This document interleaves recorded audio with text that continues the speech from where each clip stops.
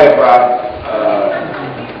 we have a plea, an appeal from two individuals that have short papers to present, and that they have their flights booked for this evening.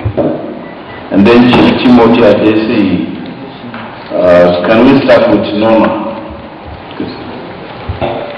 Nona, I do solemnly affirm that the evidence I shall give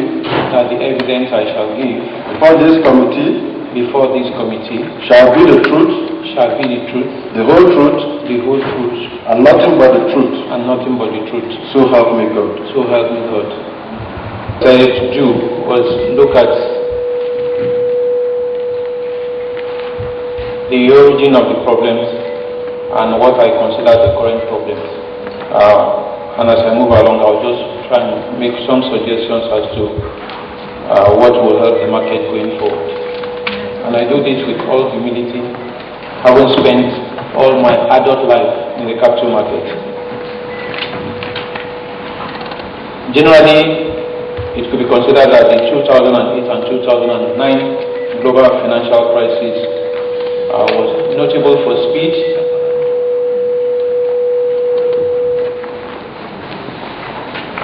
severity, and international spam.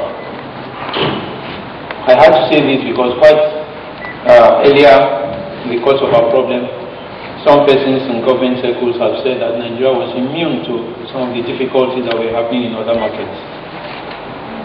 Interestingly, the global financial system and sector had been transformed in the last decade. Financial institutions around the world grew significantly as a result of three major trends, namely globalization, because we were told that the world has become a smaller village, so everybody was linked to the other person, innovation in financial engineering, and lastly, deregulation. All of this we benefited from, in particularly the last aspect of it that has to do with deregulation. Even on our own market, things moved from a situation where prices for primary issues, for instance, we are basically fixed to a large extent by SEC, to where the issuing houses in conjunction with the issuer had to fix prices as to what they want on their share price. In Nigeria, in addition to the three issues that was mentioned, the fourth leg of it was the new issues to private placement leg in conjunction with the real estate boom. But going forward, this trend, interestingly, also, as much as it provided benefits in helping the market to grow, again, because of the size of the gains and the expansion that we had, also became a problem for us. And this problem also resulted in other problems because of the complexity, like I said. But let me quickly say that other than the liquidity difficulty that that started to surface in the later part of 2009, we also had problems like information and knowledge gap. Because yes, people had so much money, haven't deregulated, haven't taken up new issues, haven't done the private placement. It was not the issue of money, but again the management of the money also became a problem. And in all of this, both at the board level and with due respect at the regulatory level, there were also information gap and knowledge gap. Inadequate manpower, again both from the side of the issuer and in some instances on the part of the regulator, as well as the third aspect of it, inadequate and poor market regulation. Again, if you have the difficulty of inadequate manpower in some sectors of the market, that itself will result in your not being able to regulate the market adequately. In all of this, also started to surface the issue of inadequate and poor brand image, which commonly referred to in terms of in our market as level of confidence. Market manipulation and fraud. Again, this itself were a follow-up as to the size of issue that we saw in the market. Particularly when you had banks and insurance companies I've seen that rather than the conventional situation where all issues, money that are coming from issues will go into a dedicated account. You are even in some instances where the bank will tell you, yes, we have created another account here and monies have been paid. Even when there are no evidence that money has been paid into that account. And so some people acquired shares that were not backed up financially. So that itself was a problem for the market. Poor structured conflict and dispute resolution. When some of these things started happening, there were also people who raised issues. But you had a situation where there was no clear position as to how will the dispute be resolved. Up to now, you find a situation where you have somebody having a petition with SEC, the same petition is lying with stock exchange, the same petition is lying with the investment tribunal, one in 3 different places. So there is need for structures if the level of confidence must return. We must be able to say, yes, if I have this size of the market in terms of difficulty, I should go to this particular regulator, and from that level it can go to the next level. Interestingly, we also been able to find that quite a number of persons are now telling you foreign investor, foreign investor, foreign investor. Probably because there's also been a lot of tokumbo coming into our management at the market level. And globally, no market is dependent solely on other jurisdictions. For any market to be whatever it is, there has to be a huge base as to who the local investors are. But what we begin to find now is foreign investors. So if there are also risk attitude in those positions, if there are also panics in their attitude in terms of investors, that itself is transferred into our market. So that is a major tax that we must find a way of addressing. And unfortunately, rather than we also develop a traditional product that can absorb these swings when they do come from the foreign investor, that itself is not happening in our market. There's also the low level of involvement by insurance investors. Ordinarily, insurance investors should have been a major level of control as to what the companies will do and how they do them. But what you find now is, sorry, we will not want to intervene in your business because somebody else on our own will also get some bashing if we do what we ordinarily should do as insurance investors. So the checks that should have ordinarily come from the insurance investors is also missing in the layer of our protection when it comes to our market. Because if you take a look at the German market, for instance, there are 3 layers of insurance investors being involved, but in our own case, no layer at all. And so what you now being forced to do is to leave that segment of our market in terms of activity to the retail investors. And the retail investors, you have quite a number of shareholders who are trying to do that, perform that function now. And at the last count, there are over 85 of such groups, and that itself has become a problem. Because with due respect, some of the persons who are also operating those associations themselves don't even understand the market. All they're interested in, how much do I make as quickly as possible and run up with my life. There's also the huge level of poor enforcement of corporate governance rules and rules. Again, this has the level of the regulators not doing adequate work, and the investors, because like I mentioned, the insurance investors are not getting involved, and the retail investors, who ordinarily should speak generally, quite a number of them are not knowledgeable enough about what they should be doing. And all a smart director needs to do is to throw the carrot. The man picks the carrot and he walks away, and the man continues as a boss to continue to do whatever he wants to do. I must also say that in all of this, with due respect to my friends in the media itself has been superficial in the reportage of the market.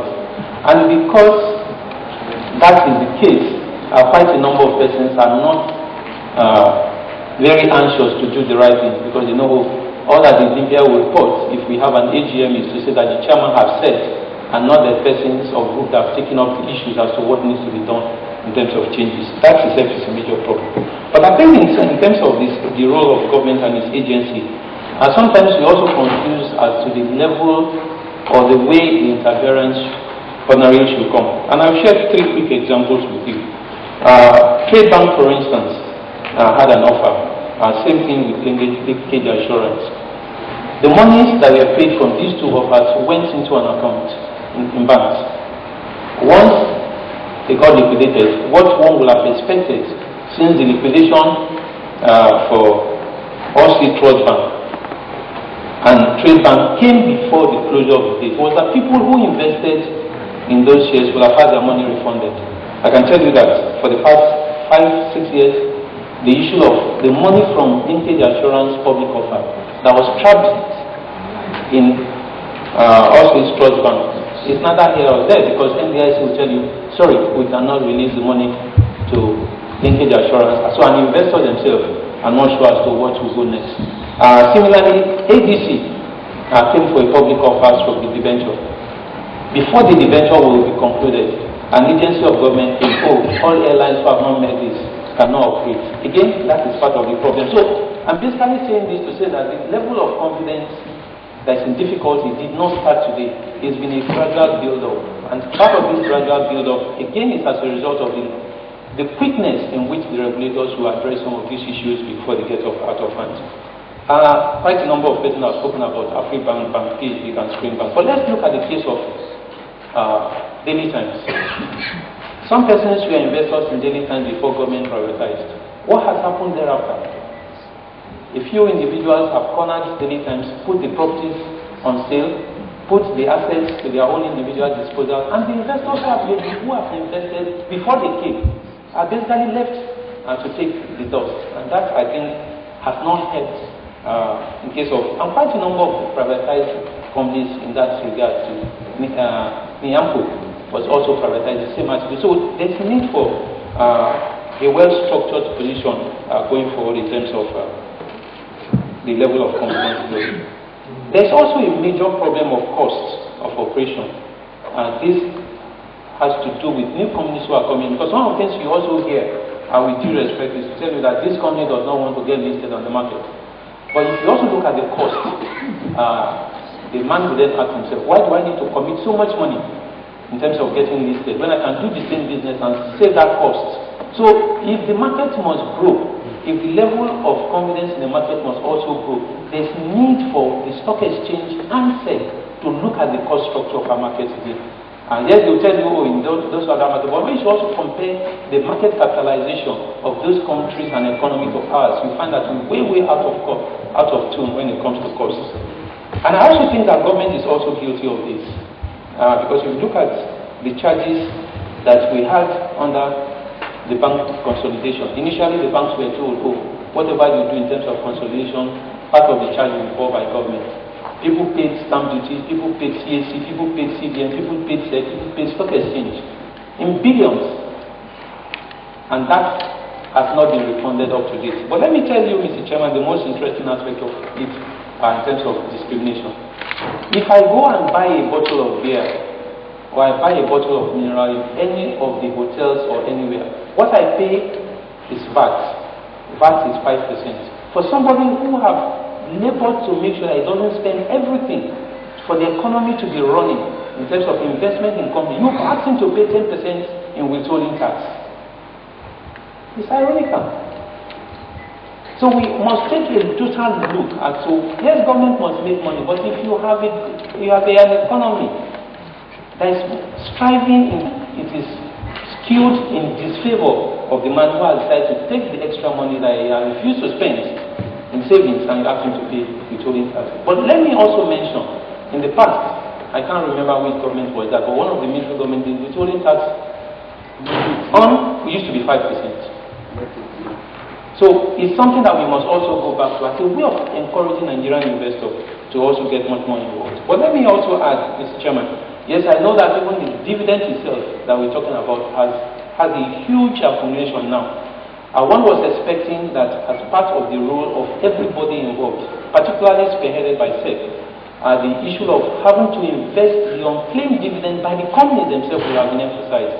Because if you have close to 6 billion, I'm told, at the last count, 2 trillion at the last count, what you have is that a fraction of that will have come back into the market, and the level of depression that the market is currently suffering will not have been as bad as that. And still going forward, Mr. Chairman, like I mentioned, quite a number of shareholders will, again, because they basically break away from the main group. Once you are not satisfied with probably the amount you are giving, you go and form your own. put your wife, your first daughter, and the third wife, and then you form an association. That itself is a problem. Unfortunately for self, it's also approached that problem from the top rather than coming in from the bottom. We're hoping now that we've seen all that has happened to our market, that the attitude will also be very different. But I also think in all of this, we need to go back to some of the traditional products. Yes, I've heard executive, again because of their background, or rather where they're coming from, they're telling you about some attractive products in the name of, oh, we want to do, what's it called now? We don't want to do the traditional product. We don't want to do equity. We want to do equity swap. We want to do this. I think strongly that if SEC and Stock Exchange had developed a pattern where emphasis is made around developing a mutual and unit stock structure, again, part of this problem will not have been there. I say this with all due respect. For all of us who are having our wear attires or not, before we bought them, for those of us who wear shirts, we probably will have checked. This product is 50% polyester, 20% cotton, another percent whatever. But when you are buying shares, you basically haven't seen any character. All you are hoping that you are doing is buying information. And so when those information are not within your ability to understand them, it then becomes better for the market to go that you have professionals. And that is where the unit trust scheme also comes in. So emphasis should be much more. Don't talk about all the names that you have heard because you read them in textbook or you've seen them in the US. Because the structures are far more complex than what we have in our own environment. I also think very strongly, sir, that there is need for increased attitudes to educating the investing public. The only time you have quite a number of persons who want to talk about their companies is only when they want to raise money from the market. And after they've collected the money, the week after, you never hear anything from them again. The same thing with SEC, the same thing with Stock Exchange. So we're hoping that as a group, talking about the investor, the issuer, the regulator, that there is need for a well-structured information education process so that people, it's not sufficient for any organization, so we have this capital market program in XY University. No. Yes, I also do realize and appreciate that nowhere in the world do you have more than 20% of the total population gets involved in the capital market. But the more persons we have in a capital market, the more our economy probably will be able to develop better, because funds is going to continue to be a major driver as to how we're going to go forward. And Mr. Chairman, yes, I will also think that you will have heard so much about margin loans. You will also have heard about the role of dual roles by operators in our market. But I also think that strongly for us to also make progress, the regulators themselves must devote a much more of energy and time to requesting operators to also develop their research base. Because one of the things you also find currently, everybody is beer parlor because oh, we're going to do this, and that's the movement, and that has not been helpful for us. Finally, in terms of my presentation, I also will be appealing by June. What we are likely to have after June is a near brand new board of SEC, which means that virtually all the executive director and non-executive director, other than one person, will be leaving. I think it's also important that in our recommendation that we should appeal to government to help make this process a lot better by the quality of persons that are appointed onto the board. Yes, you could have politicians, but let's also appoint those of them, because quite a number of politicians are also knowledgeable about the capital market. Appoint those of them who are knowledgeable about the market. That way, the market will not go through the distress that they probably went through this time around. Because if people don't know, it probably takes a longer time to get them educated as to what they need to know. And before they get to know what they need to know, the market is not waiting. Because what the market is a fool's market. With due respect, I am a fool. Somebody else is worse than I am in terms of foolishness. Somebody else is worse than that person in terms of foolishness. So all we're basically passing around for the market to be able to operate is a size of foolishness. So it's on that note that I want to thank you for this opportunity. Thank you very much. Equity analyst and stroke economist.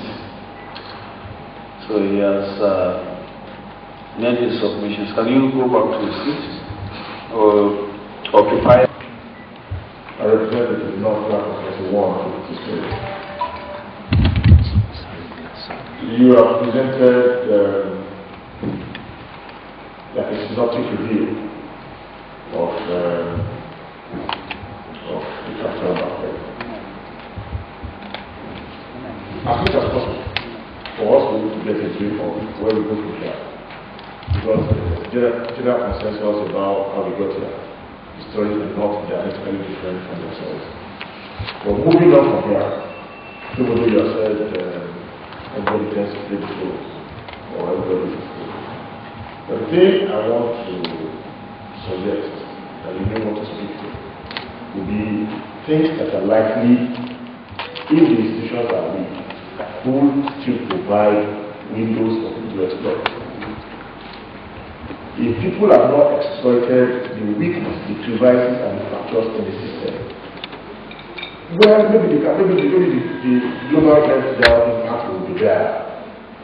But the resilience of the market is dependent on the strength of the institutions that would, in the main, regulate the capital market.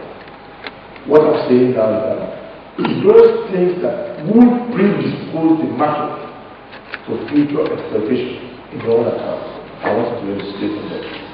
Mention them, but I probably mentioned them in person. For any capital market, and that's why I gave the illustration of you having to buy a share. For any capital market, the biggest control as to things not going wrong or going right has to do with the apex regulatory authority.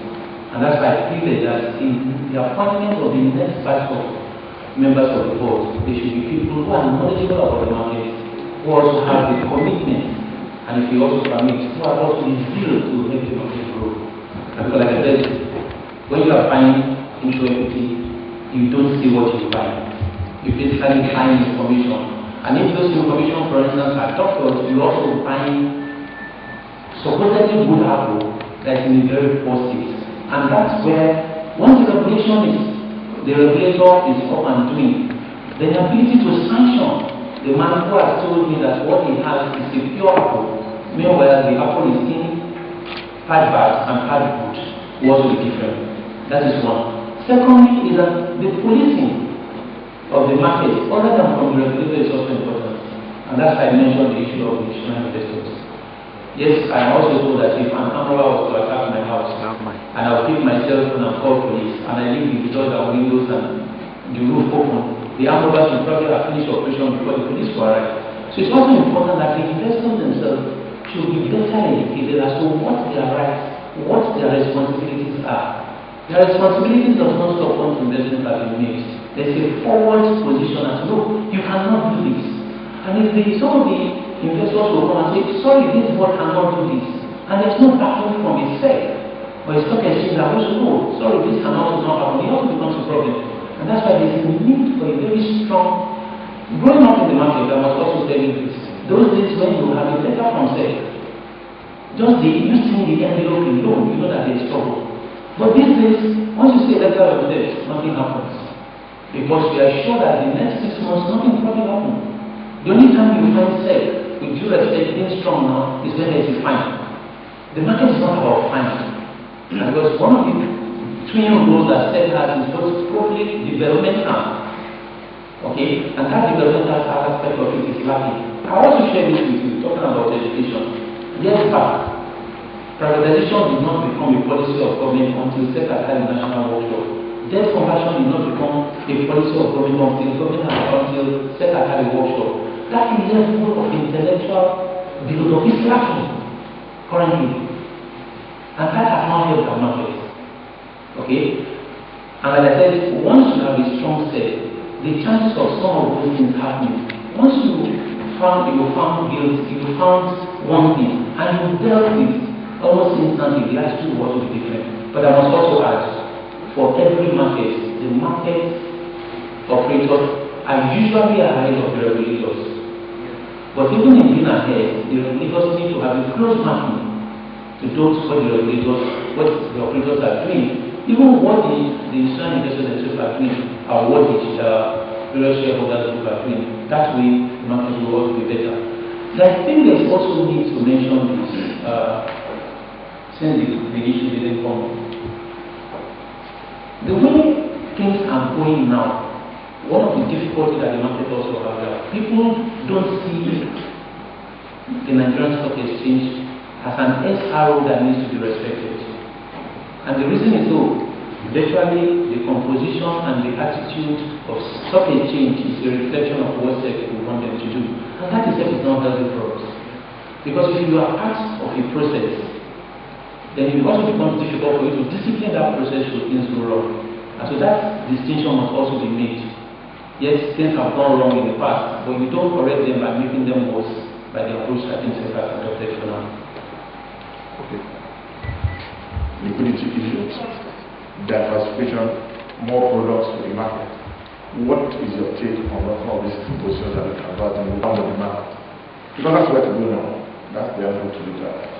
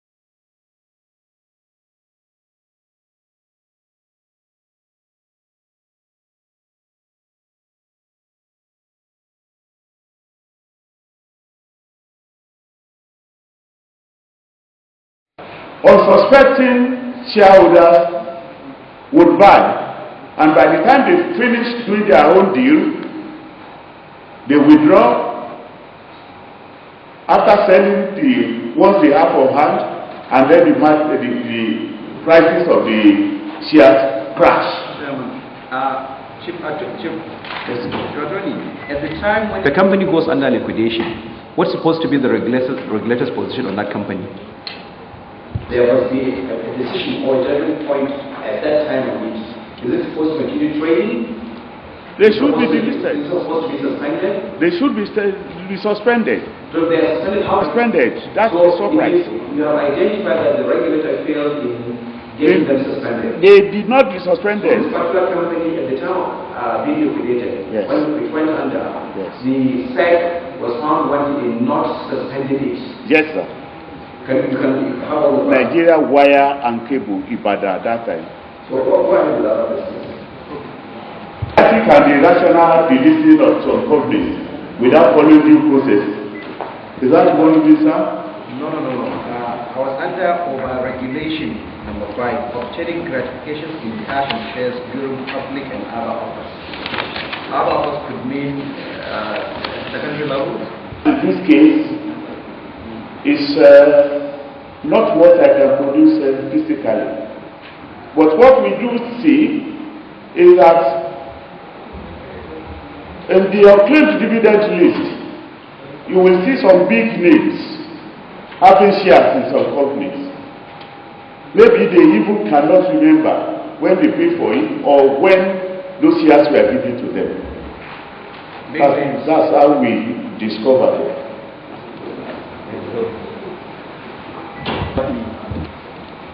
It's by way of preferential treatment of some people who are mouthpieces of some of the regulators. Privileges. They give them unduly available to other shareholders and investors. And when we see them, we know it is a matter of who know who.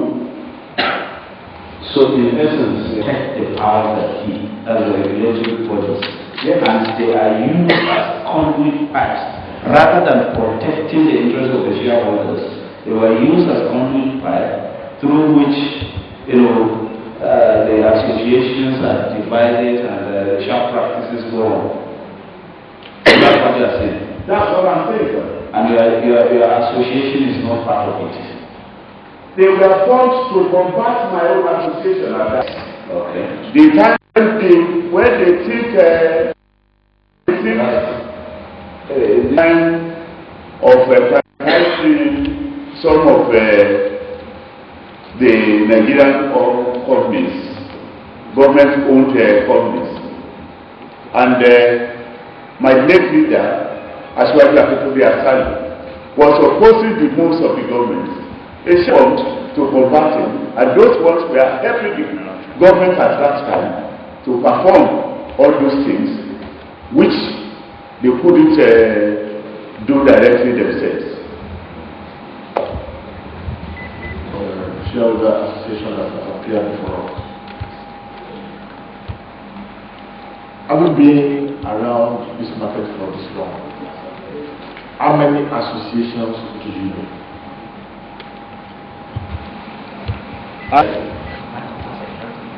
Many associations are springing up, but initially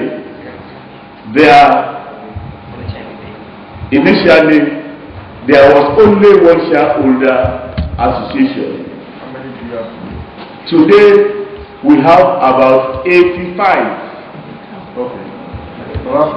And how many of them are you legislate by your own understanding? And what are the terms? How do you identify the ones that are legitimate and illegitimate?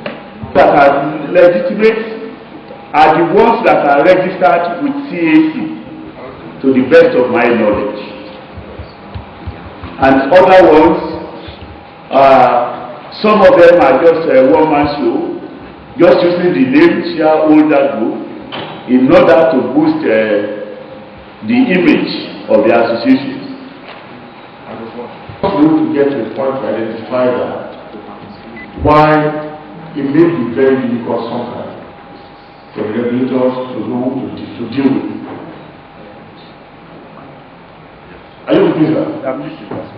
In fact, you couldn't access the regulators as NSSA, but you also have 84 others probably seeking the attention of regulators.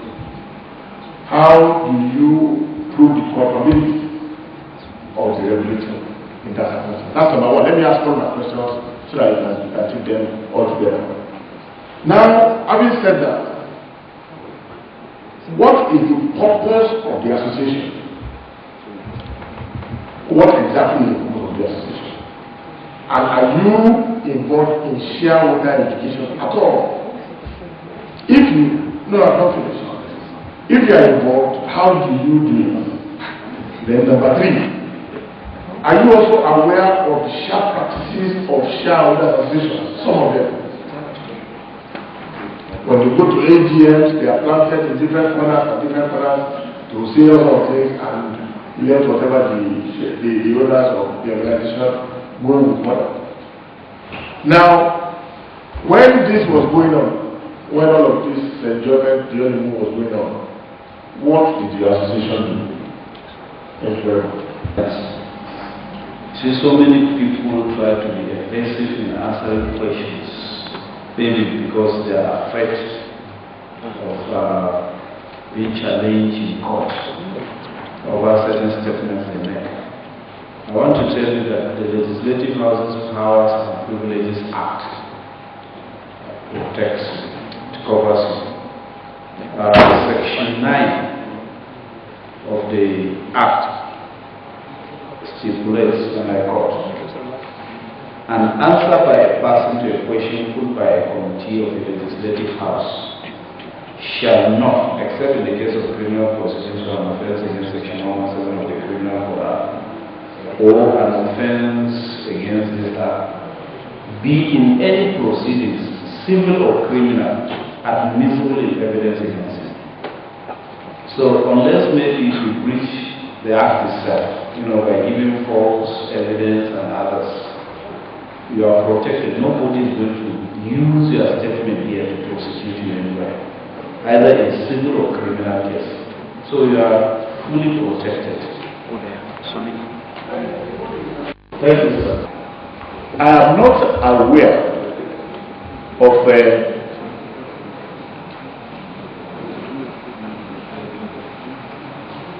will never be used to do that kind of thing, because most of the other associations were formed to reduce the power of this association that was formed first in 1985. We are talking now of about 85 shareholder associations as of today. At the time I'm talking about meeting the DGs, there were only just about 3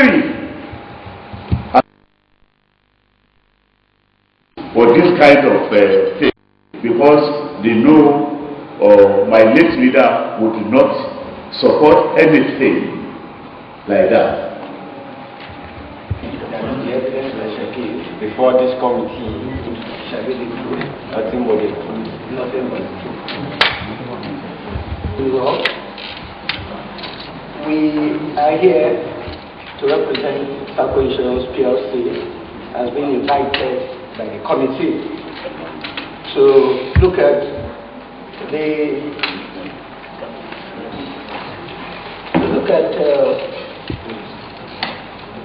making a presentation to the House Committee on the near collapse of the Nigerian capital market, causes and consequences of the meltdown of the Nigerian capital market. My name is Bayo Fakorede.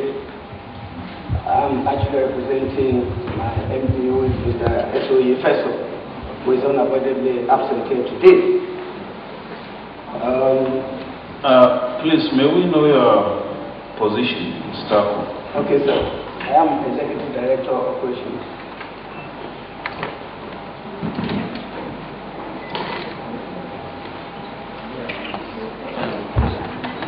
We are here at the instance of the ad hoc committee to highlight the likely causes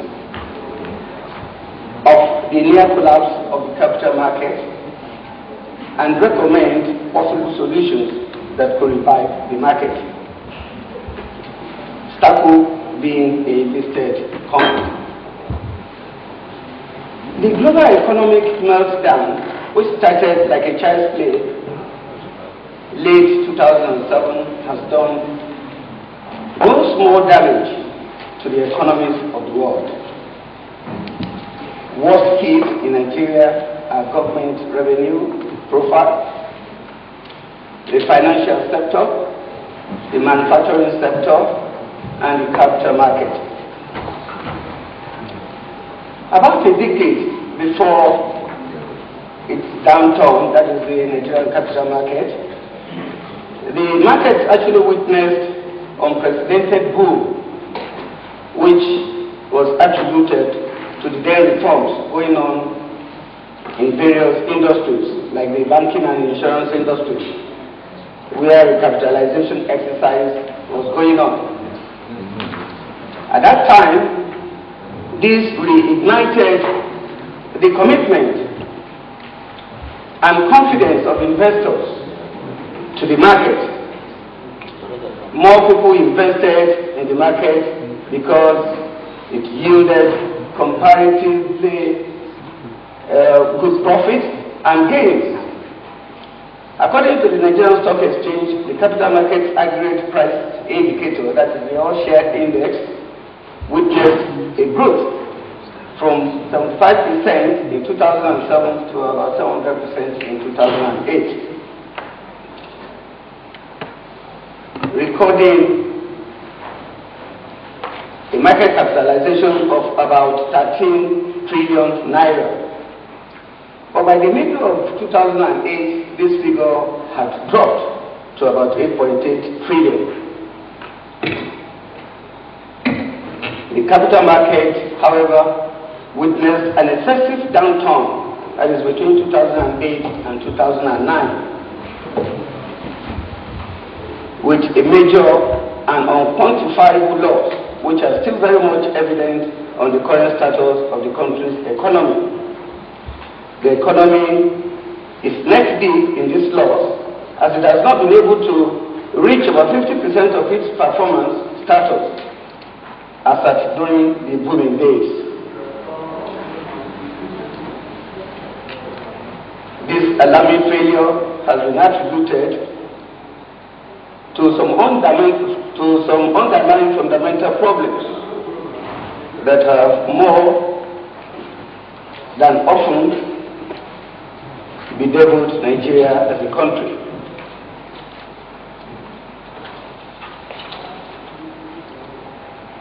According to one stock analyst, Mussolom Bernard, in his write-up on Nigerian stock market crash, the real reason, Bernard postulated that the price crash in the Nigerian stock market has continued unabated since 2008 and is still with us till date. This presentation hopes to highlight some of the likely causes, challenges, and likely prospects of resolving the Nigerian capital market and restoring the Nigerian capital to its past glory. Some likely causes. Lack of world-class status. One major and most crucial of all the problems facing the Nigerian capital market is the absence of features and characteristics of a world-class financial market. The non-existence of this basic but important factor made it very easy for the market to crumble like a pack of cards. In essence, the Nigerian capital market did not have a status measurable to its counterparts around the world. And some of these we'll be talking about e-trading, talk about the market depth and breadth, liquidity, and sector concentration. Another likely cause for this downturn or near collapse is the global phenomenon, the world being a global village. The general downturn in various economies around the world is also a major contributing factor to the near collapse of the Nigerian capital market. The crumbling of stocks, shares, and bonds of other economies such as the US, Britain, China, Japan, Russia, France, further contributed to the drastic fall of the Nigerian capital market.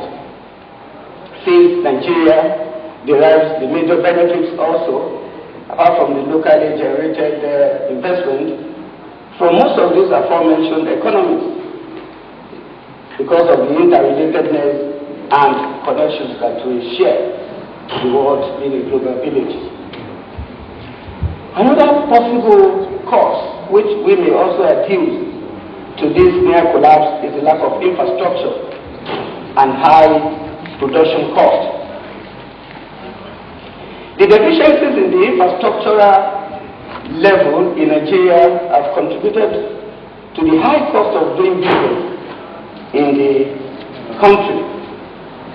Basic infrastructure such as power supply, water. You will do this committee good by summarizing your submission. Okay, sir. Because it is more or less a dissertation. It's okay, sir. So, the infrastructural development that I've talked about, we'll talk about most of those infrastructure that will enable the economy to really work, smoothly and making the cost of production or the cost of doing business very cheap. The overvalued stocks. We find out that in most cases too, there could be some kind of manipulations of stocks, like it has been postulated in the last speaker's presentation by some companies making significant operating losses, whereas they want the whole world to know that they are doing very well, so that people can buy their shares. Then day traders and monetary investors, we found out that during the boom, a lot of us went into investing in the capital market, even without ordinarily knowing the intricacies of investment and maybe the technicalities, because we learned that others are also making gains, so we also want to make the gains. So at the end of the day, with little or no information, some of us went into it and we burnt our fingers, because by the time we realized it, the crash has come. The conflict of interest between research firms, analysts, and investment, we realized that when some of these investments were being done, some banks that were actually selling these shares or probably promoting them will give some kind of conflicting information such that the unsuspecting investors will see the good side of this organization that it's worth investing on, whereas in the actual sense, maybe the operations are not really profitable. So in that wise, we find out that some people will find they find themselves investing in some of these organizations. The non-disclosure of material facts, which is heavily related to what I just said recently, in the last comment. So this also, gave a wrong information about the existence or the performance of some of these stocks. The consequences of the market meltdown. Some of the consequences, like you all know, are loss of confidence, because once the meltdown actually came up, a lot of investors lost confidence in the market, and they will not want to probably invest again, because they now realize that even investing in the capital market does not really give the necessary yield. So some now prefer probably to even convert their local currency to foreign currencies, which will actually get them some gains, since Naira is actually losing its value. Then investors also made huge losses during this period, and hence there was this apathy from all the investors, because they have lost so much and they feel that having more investment into the capital market will not do any good. And also tie down unsaleable stocks. We found out that when the prices actually went down, that's the crumbling of the capital market, the prices were not attractive again. And we have so many stocks like that probably they were bought at very high cost, but now that the prices have gone down, they are not attractive again to be sold. So we have some of these just like that. The suggested solution to some of these problems that we are postulating here will talk about government trying to provide some kind of infrastructure, because we have come to realize that the near decay of infrastructure in the country is actually making business more difficult and more expensive to run. So we are probably suggesting that the government will have to work on the infrastructure, that is like power, roads, good roads, rail network, and even communication. Another infrastructure that will make doing business very reasonable and very cheap for investors to come in. We also want to believe that there should be concerted efforts from all the stakeholders, both the regulators, the government, the investors, the operators in the industry in the economy, to come together and look at better ways of working together to sort out some of these bottlenecks, so that at the end of the day they will be able to forge ahead with some concrete efforts that will assist in bringing up the capital market to its enviable position. And we also want to say that government policies and regulatory bottlenecks must be reduced as much as possible. We have heard that sometimes too, listing fees and things like that are more higher in Nigeria than in some other countries. So in this case, government will have to do a lot in making the Nigerian economy an investment friendly, where people can have that confidence to invest in this economy. How these has actually affected our company, TACO, because we realized that in recent times we went to the market to raise some funds, and particularly with the rights issue, and that was precisely in 2010.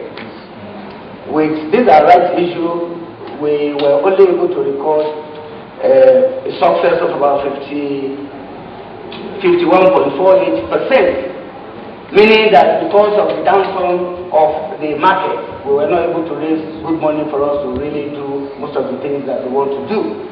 And this is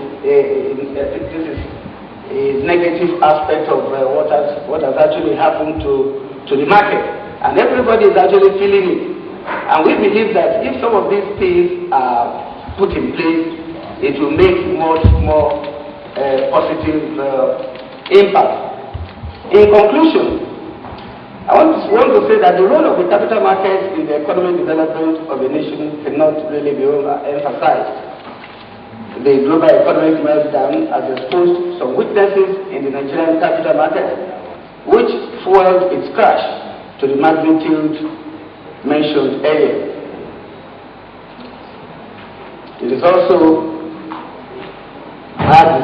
our postulation that with dedication and sincerity on the part of the regulator, the participants and other stakeholders, we believe that the stock prices will rise again with all hands on deck.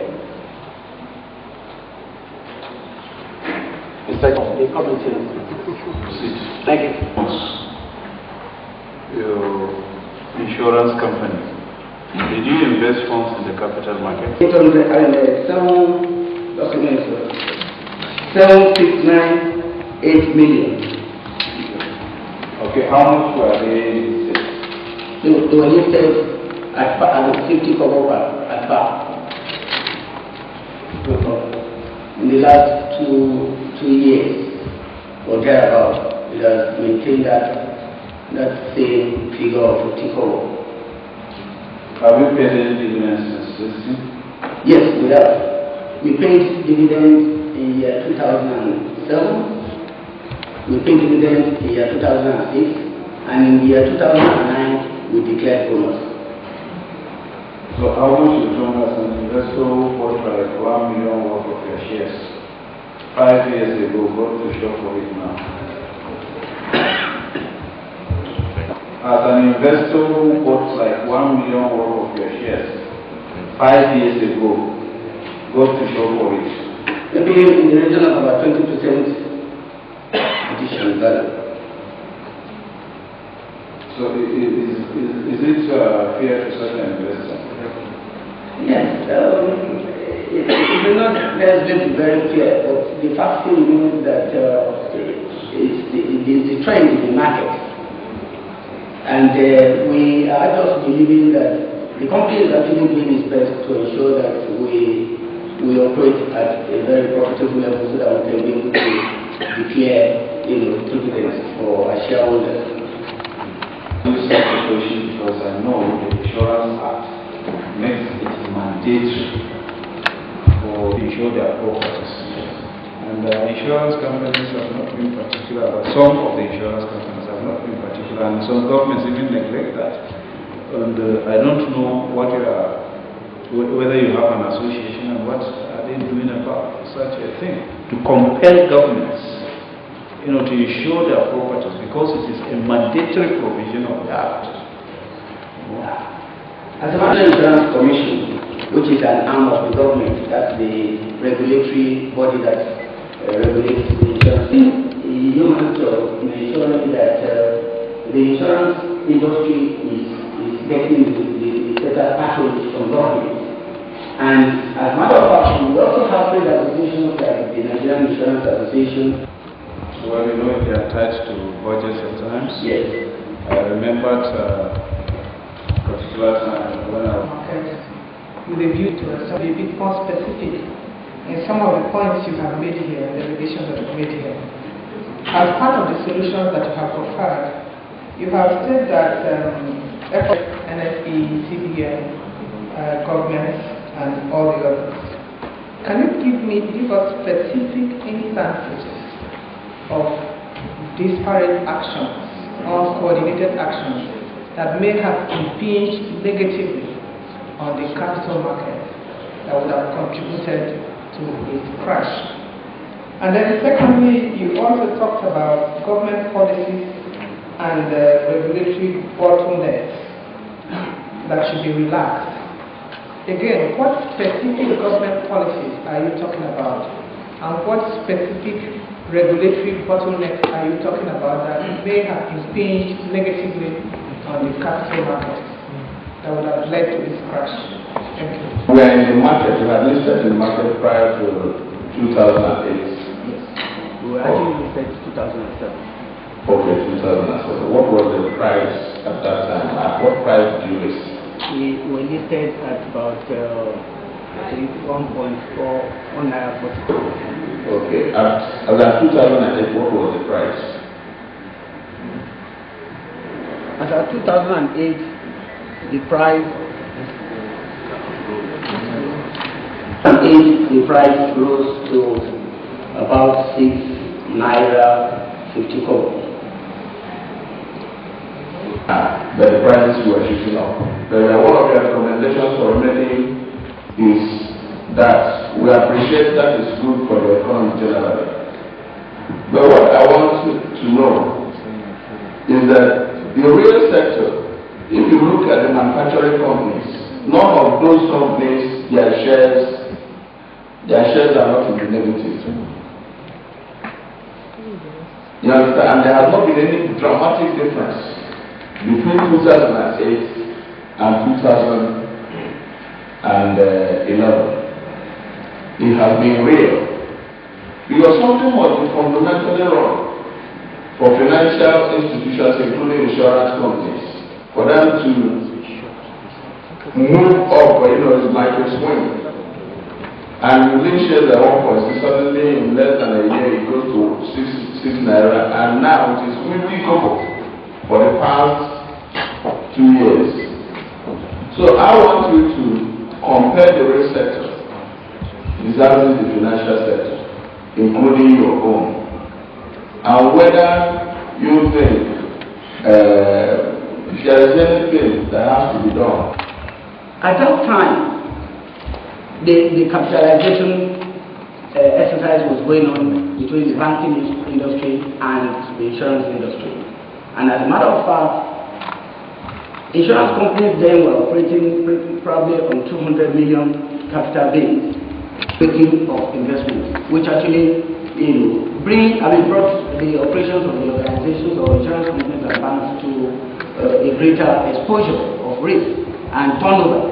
So based on that, we believe that will probably have an impact on what actually was going on within the market, because everybody wanted to be part of the markets that are actually doing well, that are actually in business.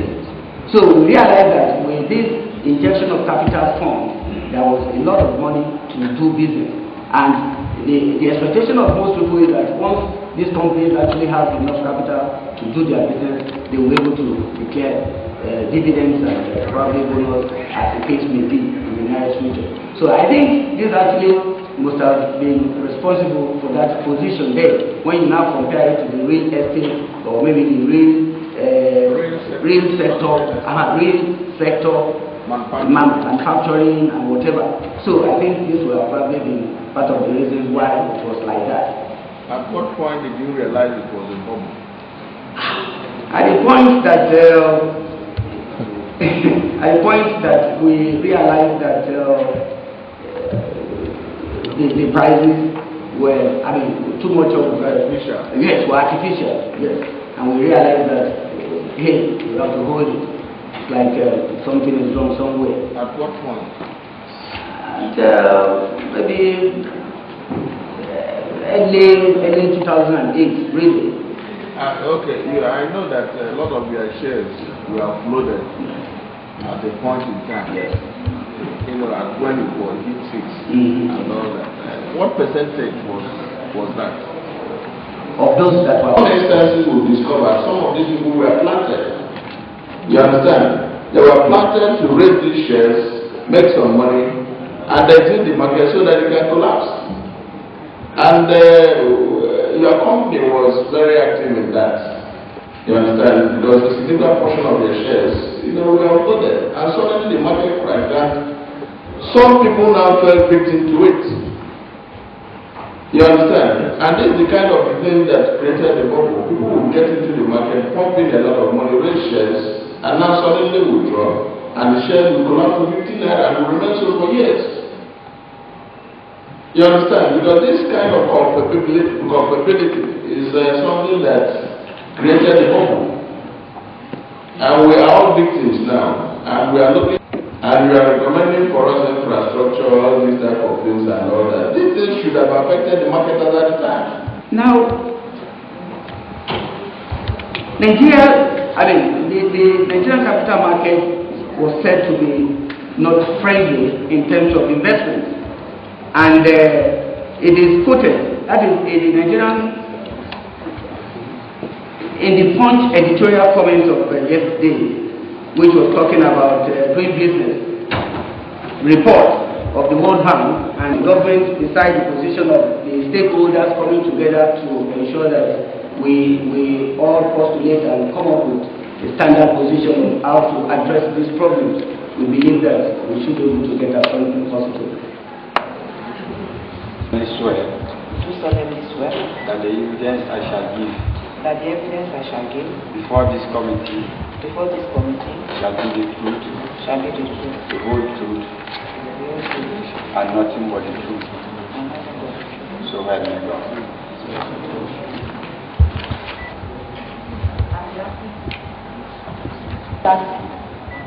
By addressing this erudite committee, the ad hoc committee for investigation of the near collapse of the capital market, the House of Representatives of our wonderful and good country, Nigeria, and the chairman of the ad hoc committee, all the other House of Representatives members, all other protocols duly observed. Once again, this is Bisade Adebimpe Adewara.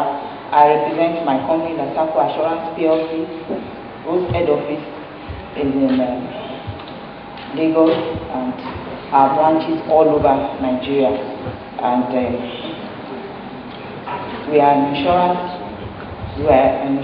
company. We deal in insurance products and financial services as well. And we are grateful to this committee for having this kind, we are grateful to the House for having this kind of committee, because the issues here are also threatening to us as a financial institution. And I will just quickly go through the submission we made to the House. The causes of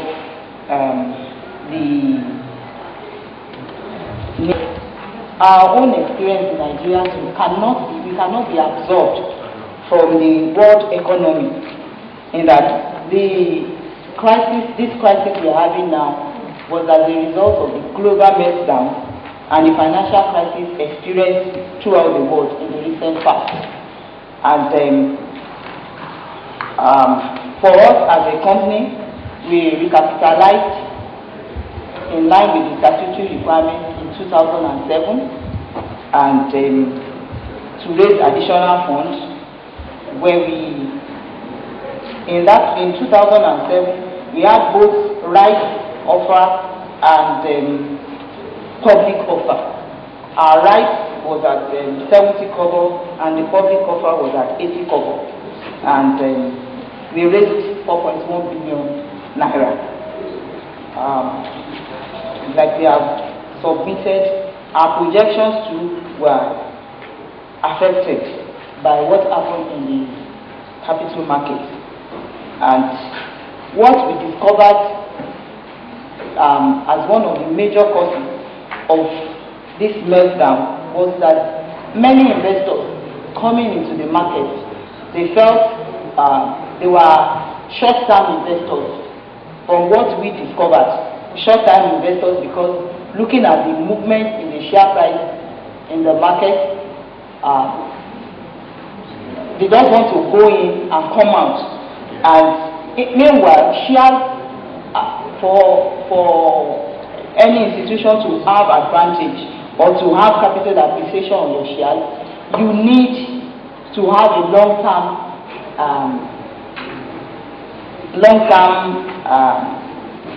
investment, or have a long-term attitude to that share. So we discovered that after we recapitalized, our prices were normal.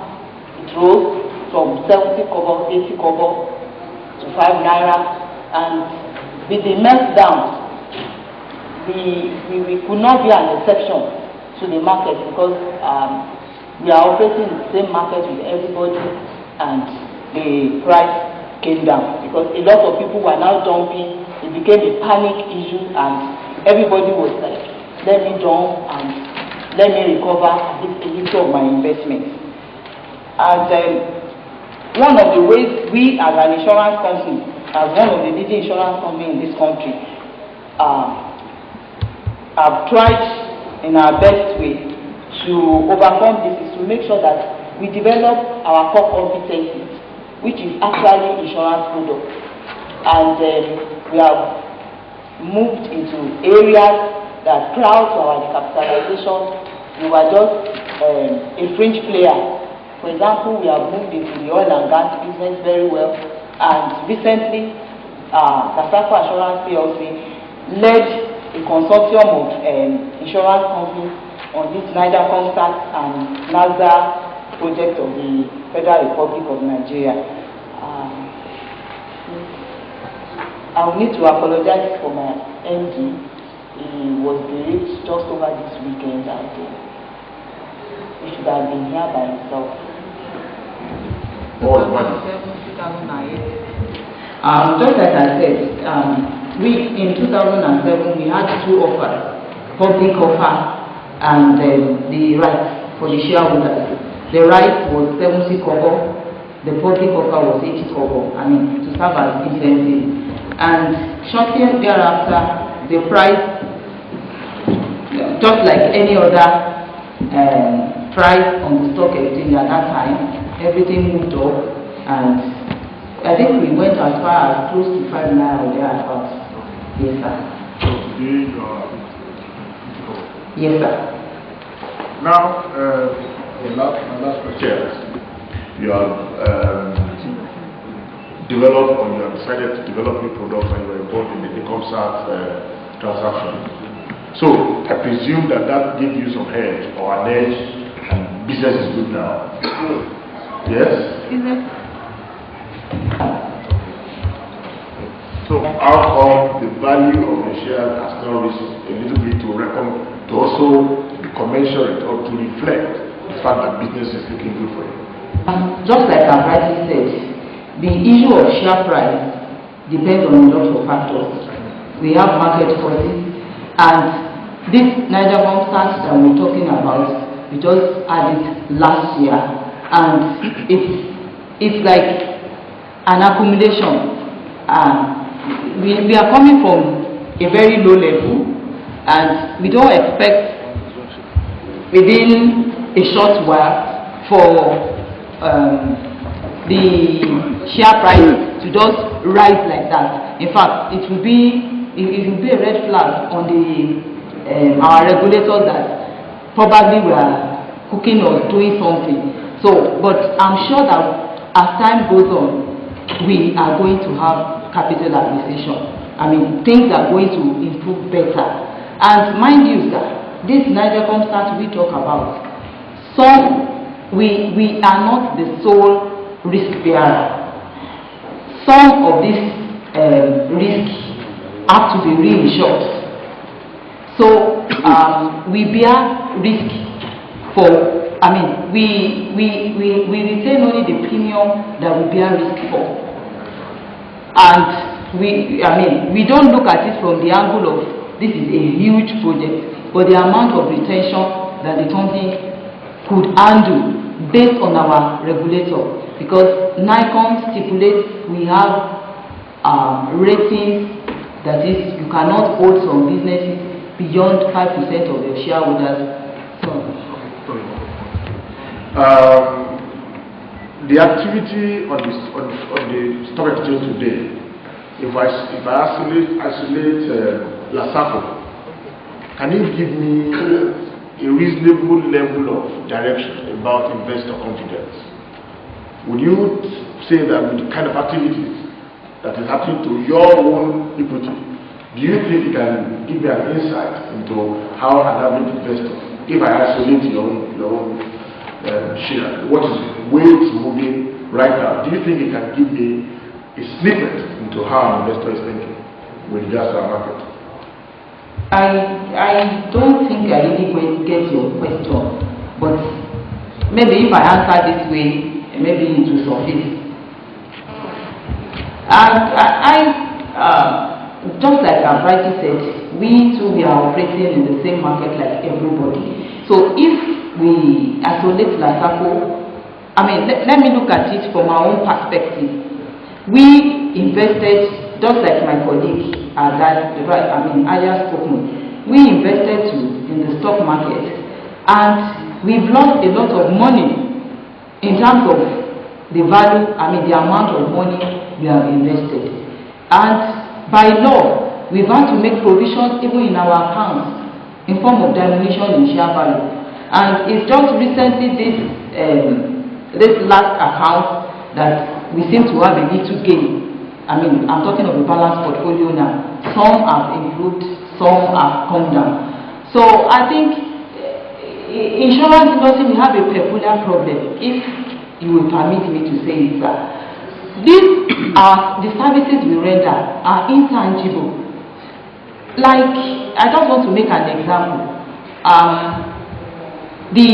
Our regulators, we've commenced this anti-money laundering and whatever. And we discovered that people walking in to have insurance businesses with us, when you tell them to fill forms and, you know, according to law, they are aback and they feel like it's not compulsory I go for insurance. But we all know that in this country, even before you open an account with any bank, you have to fill everything. Write your mother's maiden name, your father's particular, and things like that. But when it comes to insurance, we have this habit, this kind of country. I mean, maybe because we are still developing, a lot of people they don't believe in insurance, and we really need to thank our supervisor, NICOM. They started this compulsory liability, compulsory insurance, dictating that construction above 1-story level, you must insure.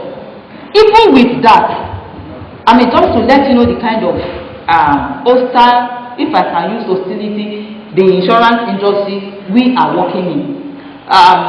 You will still need to force people, convinced by moral suasion that this thing you are doing is even for your own good. For them to even do this compulsory, that the law has made to be compulsory. So we have this challenge in the insurance industry, and that was why we were particularly glad about this kind of committee. It brings out the best in us. In times past, they've looked at people working in insurance companies like the dregs, people that don't really have any other place to work in. But we have so many outstanding and erudite professionals in the insurance industry now. But this needs to change over time. In a developed nation, they appreciate what insurance is all about. But here, what we know in time past is insurance people carry portfolio, and you don't want to. But we have so many insurance people now that they are outstanding in their, both as a professional and as businessmen. So isolating us from the market, it's still the same thing, sir. There are some things beyond our control. There are some external factors beyond us that really we cannot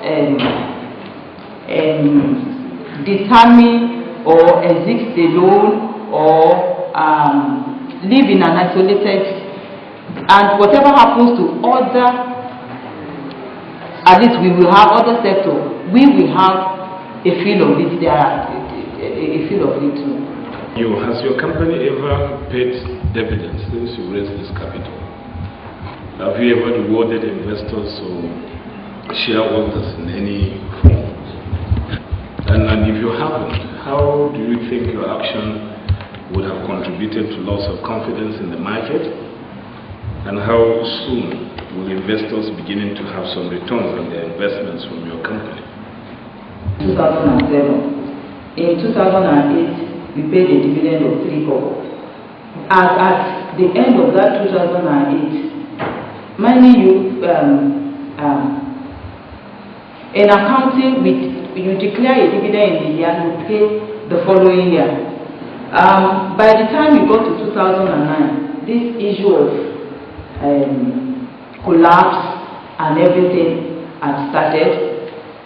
And even though my colleague said earlier that we made profit, but at the AGM, subject to our shareholders, they tell us this is what we want you to do with the profit. Plow it back based on information we have given to them, because we normally have a feedback with our shareholders that this is our profit. Since they are the owners of the business, how would you like it to be invested? And most of the time they tell us that they would rather prefer to plow it back, especially when we want to divert into other lines of business. So we paid dividends. But when this collapse started, for us to consolidate and to be able to meet with our competitors too, we operate insurance industry, we have over 40 insurance companies running after the same segment, the same business. We need to solidify our shareholders fund. And looking at our audited accounts, yes, our asset base have increased. In 2006, prior to the recapitalization, our asset base was just 2.7. In 2007, 8.6. 2008, we had a shortfall there. But 2009, 8.27, 2010, 8.92. This this last accounting year, 2011, we had 9.9 billion. So it's not as if we just took shareholders' fund, we paid dividend, we plowed it back into the company to move into other areas. Like I've said, oil and gas businesses, we are now a major within the purview of the law, this local content policy. And just like I said, the other aspect of the question was that how do we see improvements? We believe that the investor very soon, like this sitting we are having now, we believe strongly in the insurance industry that some congent steps will be taken after this kind of a committee or a forum. And we know that thereafter, when such steps are taken statutorily in terms of regulation, people will have no choice than to abide. So we believe that in a matter of time, this law will pick up, just like we have rightly said. This between 2010 and 2011. We had some appreciation in some of the shares that the company invested in, and gradually like that, by the time measures come out from this committee, we know that there will be an improvement. Do solemnly swear that the evidence I shall give before this committee shall be the truth, the whole truth, and nothing but the truth. So help me God. So help me God. Distinguished honorable members of this committee, and ladies and gentlemen, my name is Dr. Uzo C.U.C. Ikebodo. I'm a lawyer by profession. I am basically representing myself, and I also just crashed into this hearing because I was not invited like others. And permit me to say in the beginning, sirs, that this hearing is producing a lot of good results, but the result would have been more if people who are not corporations and who are not rich, that live like in Lagos, that live like in other cities where you have the capital trading points, other smaller communities, are given a kind of opportunity to hear a committee like this so that they will express what they experienced. My view is that it will have been a big resource. The subject anyway to the ruling of this august body. Sir, I may be forced to skip a lot of introductions that I consider necessary for this. The gist of my contribution to discussion here is that all that have been said so far, the much I had and the much I had in the last hearing, I was there throughout the 2 weeks, center on what I'll consider the symptoms of the problem in the market, not the fundamental causes. Every market, securities finance market, has 3 foundations.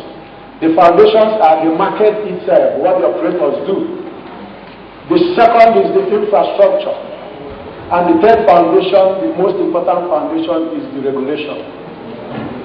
The activities and complaints we got from Nigeria's stock market that led us to where we are arose from not just economic and financial problems, but a very big drastic failure of regulation.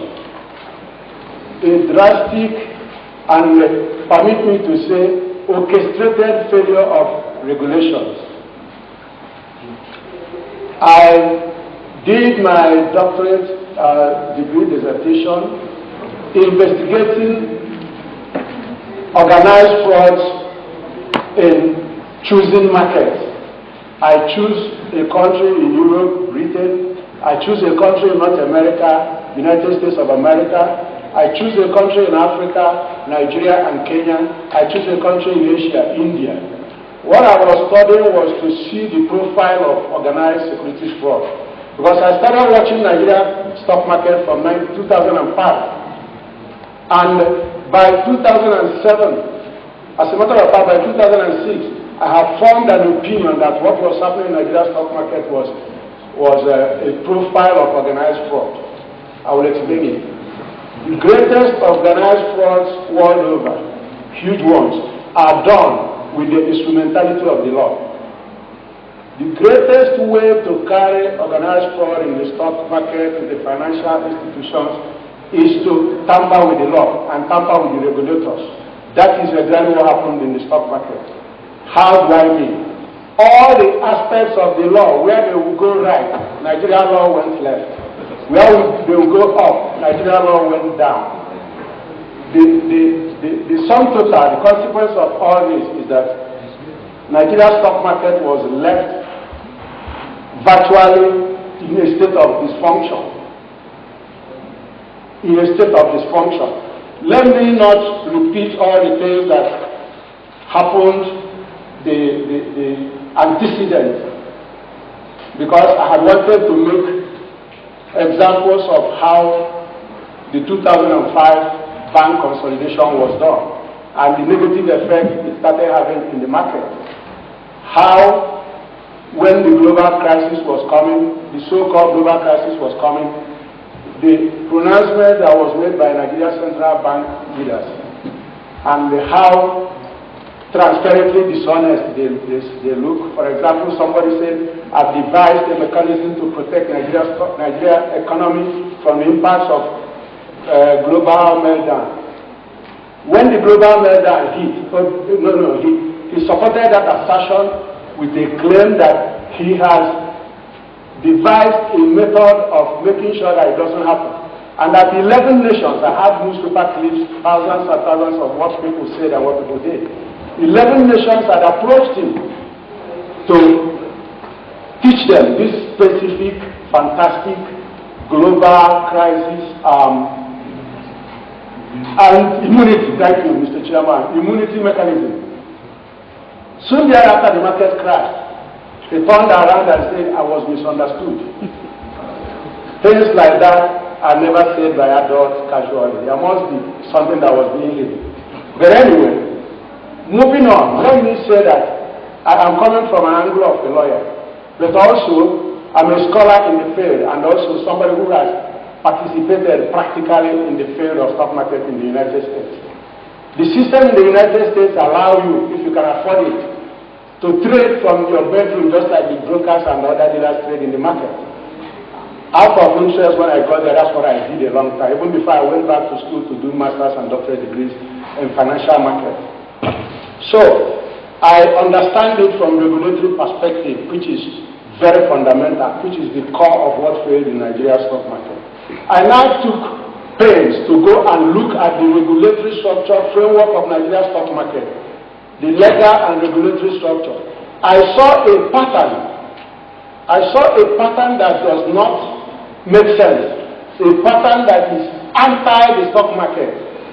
I saw a pattern that resembles the other organized frauds I watched in other countries. For example, the first legislated organized fraud in the financial market in the world occurred in Britain in 1720, the Bubbles Act of 1720. The law that framed that fraud Just to give you a general idea how it works, 112 years after that law was written and the fraud and the consequences happened, a famous British law lord, Lord F. Maitland, wrote in his book that the panic-stricken Parliament of England wrote a law that even today, he was saying it 112 years later, that even today, when we open the statute book, the law seems to be screaming at us. That is how ridiculous the law was. But that was a political influence that a company used to manipulate the market. It lasted until 1825 before they discovered what was happening. Now let me go straight to the... Okay, before I go straight, let me just give a short background of what I'm going to say. I'm going to say that the globalization did not cause the global meltdown did not cause the crash of Nigeria's stock market. This is one. Two, I'm going to say also that the crash of Nigeria's stock market was as a result of organized, let me not say fraud, let me say organized cheating by a cabal of operators. Let me finally say that what happened in Nigeria stock market was designed in the law. This market that is down today since 2008, we have been told that it was because of global meltdown.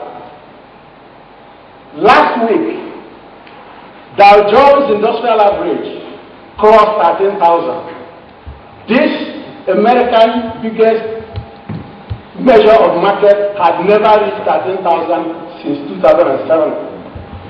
If global meltdown that happened in America crashed our market, how come they recovered and we are still not recovering? This is one. Two, in 2007, late 2007, Kenya's stock market crashed. The total crash came to 1.9 billion Kenyan shillings, which translates to $77 million US. Investors rioted. The government stepped in and closed the market. The same story about global meltdown was being peddled in Kenya. Kenya President Kibaki did the most important thing he was supposed to do. He said he was going to find out what happened in that market. He did something I've not seen being done in this country. He called PricewaterhouseCoopers. If you are after any fraud, I don't know them, I don't know anybody here, but I've read too much about finances and activities of international accounting firms. They are the most outstanding. I have rap sheets, I hope this language is allowed. I have rap sheets on any KPMG, Akintela Williams, Deloitte. I can give you countries where they have issues of fraud. Maybe they are known here, maybe they are not known. I have searched all the areas I know, I cover. I discovered that people who have the worst accounting and auditing problems start looking for PricewaterhouseCoopers. So when I realized that they were the people that Kenya government invited to audit their markets, after the audit, they came out with a report. No, it's not global meltdown. They showed leaders of the market that were responsible for what happened. Of course, they were sanctioned and the loopholes were plugged. So, going to Nigeria market, I want to show so much loopholes in our law that ordinarily, even if we are giving this law to elementary school people to say, write out this law, they will not have deliberately distorted our law. It is the distortion of the law that went into the market and uprooted everything. The dysfunction translated into the market from distortion of SEC and its structure, from distortion of the positioning of the Investment and Securities Tribunal, from removing so much of the laws that are safety nets, safeguards, anti-fraud measures in the market. They were all precisionally professionally and skillfully extricated from our laws. Others were modeled up. Let me rush quickly to this, some of this, and not waste your time.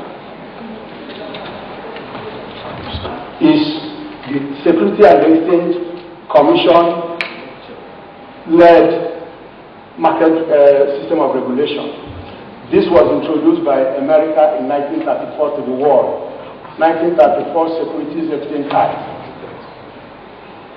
This is a system of command and control method of market regulation. This system is firm, is strict, and is the most successful. On the other side, other spectrum, the second system is what they call market-based system of regulation. That is what Britain used. These two systems are fundamentally disparate. They don't have any commonalities. While Securities and Exchange Commission system of market regulation looks to enforce, first of all, to make the apex regulator independent of the market operators. Makes the apex regulator independent of political and financial influence. Puts them on top of the market, above every other structure in the market. They are the final arbiter in the market. The other system that is operated in Britain does the opposite. They liaise with market operators and allow market operators to lead. They follow. They rarely sanction market operators. They get their resources by which they work from market operators, which is like tying them to the apron string of the market operators. And they don't pretend that they are doing any extraordinary job except to carry on with market operators. So, Nigeria in 1999 voluntarily chose to adopt Securities and Exchange Commission as a method of regulating Nigeria market. If Nigeria had wanted to adopt the market-based system that runs in Britain, it would have been the law that is governing the stock market of this country.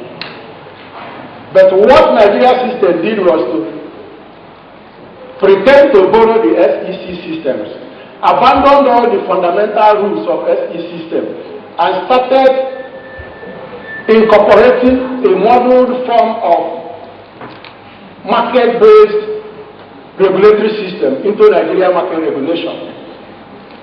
With the consequence that all the complaints we are hearing today are because they removed all the safety nets, like I've said before. So let me give instances of, some of the examples are minor, some are substantial, but let me show you each of these. The first I want to discuss is series of attacks. SEC is supposed to be the apex market regulator. I'll show you a series of distortions and manipulation of the structure of SEC in such a way that even though it's called apex regulator, its ability to regulate is compromised and undermined. That is the first problem I noticed from my own research on the market.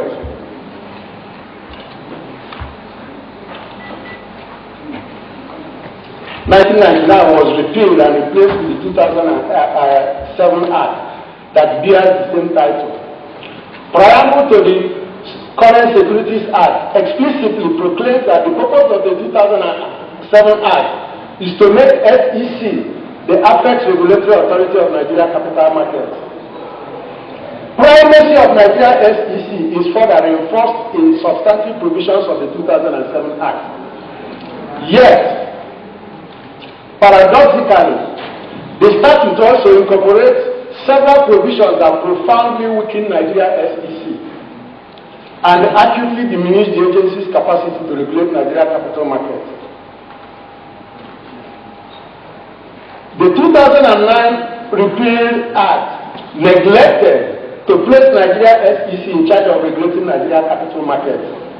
The absence of a definitive regulator, coupled with the several regulatory loopholes designed into designed into the repealed 1999 Act, created opportunities that allow dishonest market operators to commit frauds, misconducts, malpractices, and the acts of impunity that we are witnessing in Nigerian capital market. We saw and knew many friends and relations and even ourselves that lost so much money in Nigeria's stock market. People we